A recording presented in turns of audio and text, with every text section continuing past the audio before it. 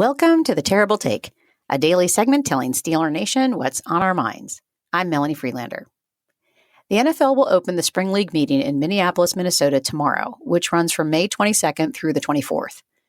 During that time, the 32 NFL owners will vote on two potential playing rules changes that were tabled at their last meeting in March.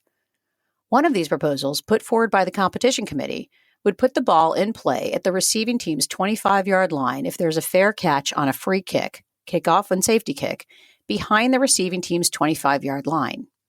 In non-lawyer speak, that means that if the punt returner signals for a fair catch between the 25-yard line and his own end zone, his team will start on their own 25-yard line for the next drive.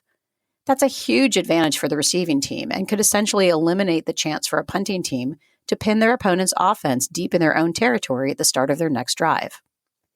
The argument put forth by the league in support of this rule is a concern for player safety and decreasing concussions.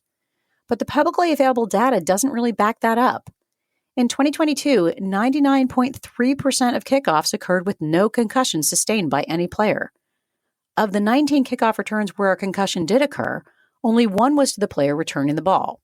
And more importantly, 11 of those 19 concussions occurred to special teams players when the returner started back in his own end zone, deciding to forgo a touchback. According to a report from Sports Illustrated's Albert Breer, strong opposition to the rule has recently been mounting.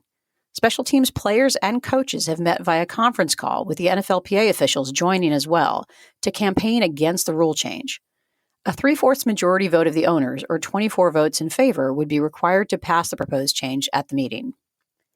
I'm all for player safety and reducing concussions, but this rule change probably won't make even a big enough difference in concussions to be statistically significant.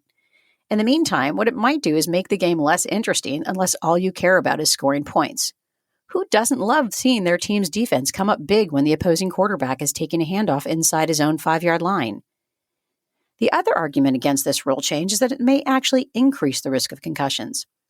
As teams scheme to adjust to new rule changes and limitations, there could be an increase in squib kicks, and subsequently more collisions as teams scramble for the ball.